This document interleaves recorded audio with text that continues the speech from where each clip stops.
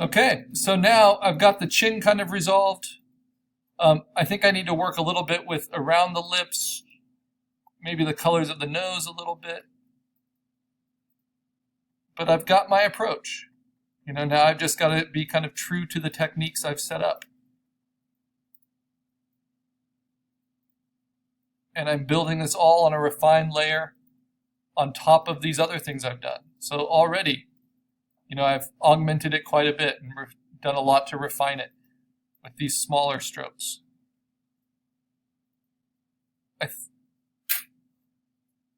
I sympathize. I know while you're doing digital painting, it doesn't feel like a whole lot is changing. But if you just go back in your history a little bit, you'll see that you're making a lot of difference with each stroke. And that's why I like to keep a few different layers.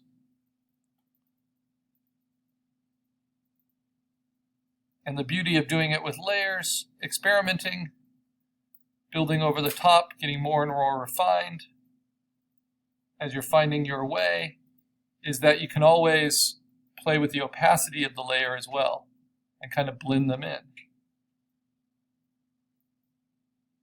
Sometimes it's hard to know what the best approach is. So my advice is always just don't be afraid of it, go right for it.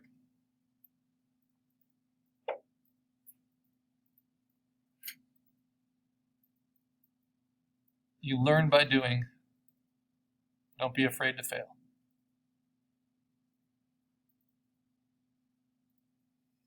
It's also why I don't often do portraits of my own family. Because you're more self-critical that way, and honestly, they'll never be happy with whatever you do. We all see ourselves differently. If you want something really tough, you can tackle a self-portrait, but I would not want to look at myself in this way for any extended period of time.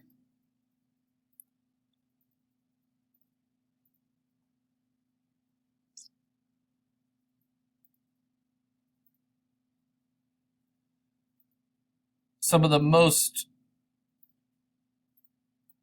needed and most profitable and easy to get jobs in digital art have to do with retouching.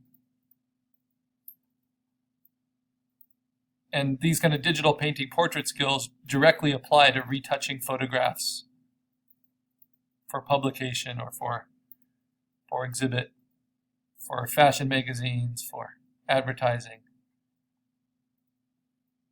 But what I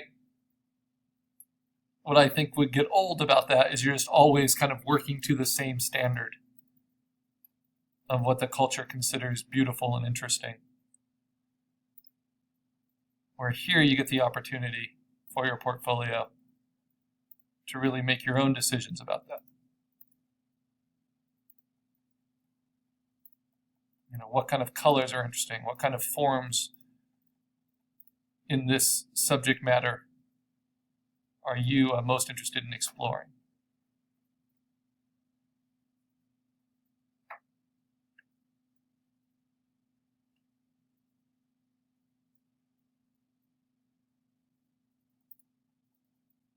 And there's just so much that can be done. It can be really difficult to know when you are done.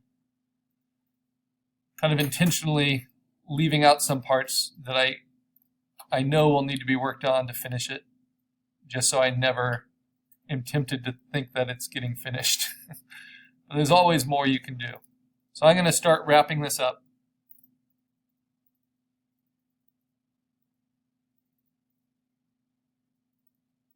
By acknowledging some of these areas that are a lot less finished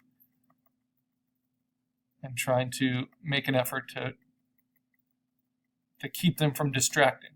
It's not that every part of your painting needs to be as eye-catching, as contrasted, as varied, as compelling as every other part of the painting. You just don't want any parts to feel distractingly unfinished or unconsidered. And that's what having a level of finish does. And sometimes it doesn't take very much. Like I want to keep this blue in the hair because it works. I don't need to go into a lot of specific detail about all the different colors in the hair.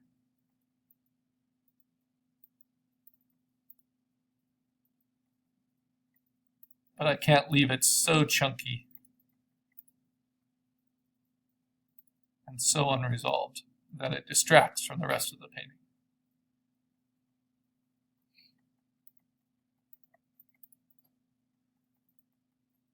And that's what's tricky about the shirt as well, because I really don't want people looking at the shirt. But if the shirt's a big mess, then I'm ensuring that people will look at it. So I have to finish it up just enough to where they don't really pay attention to it. It doesn't distract.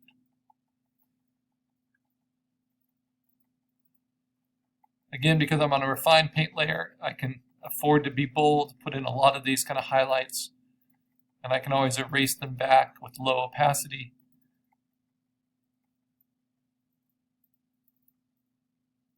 It just doesn't pay to be timid. And try to think, even when I'm doing these little details, try to think of the overall form. Look at your navigator, make sure it's all still coming across. Sometimes we can lose the forest, when we're just pruning and manicuring the individual trees. That's a metaphor.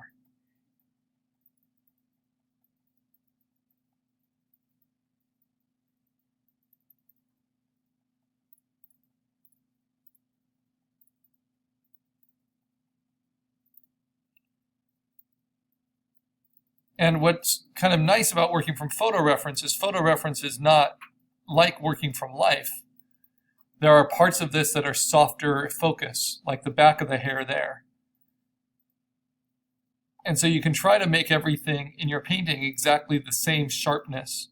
But sometimes, like in a good photo, it's more effective to leave some things a little softer edged, a little less defined, so that the eye is naturally drawn to the sharper contrast, the sharper edges. And that might be where you use a softer edged brush or continue to blend with lower opacities. And don't be afraid of those things.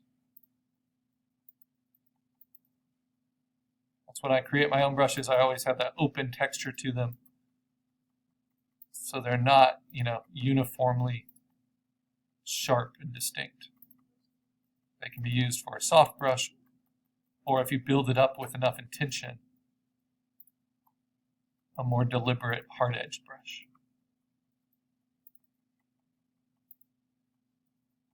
And I don't care what kind of hair your subject matter has, hair is always difficult to do well. And obviously you're not going to paint every strand of hair, so you're looking for the overall shapes, the overall values. I like the salt and pepper hair that James Baldwin has here. Gives me a lot to play with. But I also just want to keep in mind the full shape of the head. Make sure it's turning the right way. And I'm not getting too lost.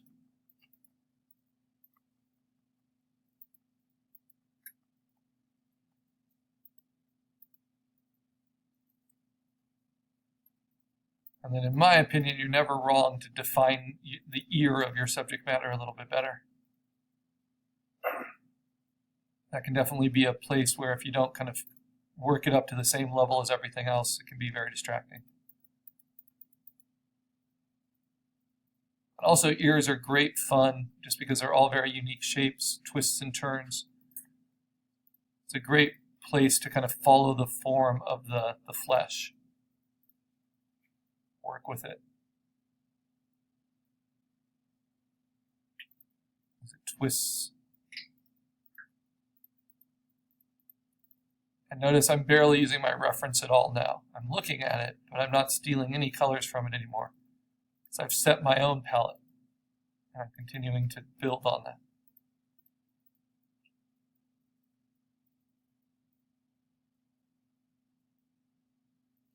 Remember, this is not digital coloring, so we are not outlining. Everything we're doing is shape-based, like the way we see things in the real world.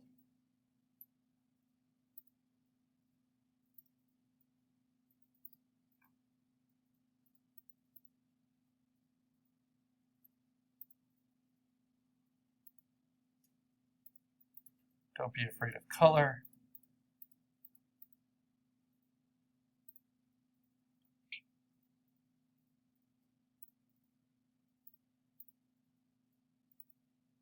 Realize that color is just another way to get to the values you need.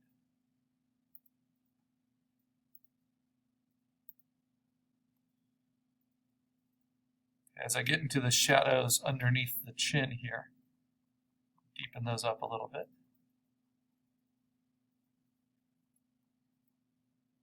When you study painting, you learn pretty quick that you shouldn't use pure black. You should always mix it out of other colors. And I think that's true in digital painting as well. So I never use default black. I kind of layer up, get it from different sources, and it's always going to be like a warm black or a cool black, never a neutral. And then if you're always stealing from your own pixels, it's going to stay consistent.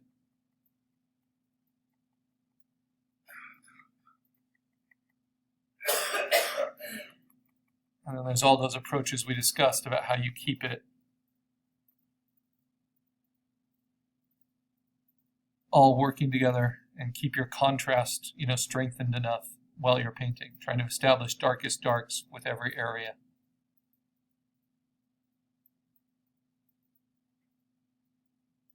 And always when you're doing a digital painting, there's a point where you kind of hate how it's going. You just have to work through it until it starts to come together again.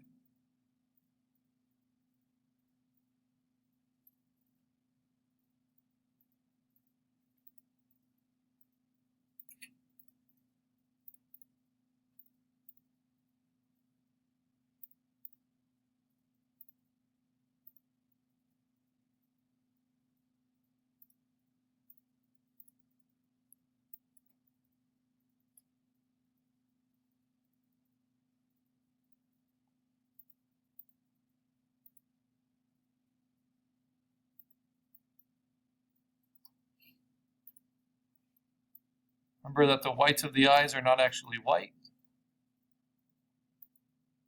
I turn those forms. It's easy to get lost in little details like tear ducts, little wrinkles. So basically you just want to not zoom in too much. You want to observe them at enough distance so you can see where the value shapes are most important. And don't worry if you don't get them all. What we are doing is by its very nature an abstraction of the reality. And even if you're going for representational, full photorealism with this, this is how you start it. It's just the level to which you finish it off that dictates how the finish will be, how overworked.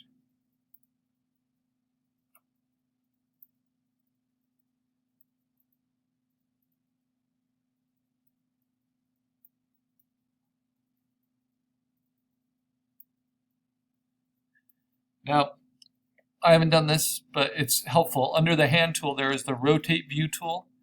So I'm working on the ear, and there's some tough kind of curves. So if you need to, you can just rotate your canvas that way in order to kind of get around some shapes a little better.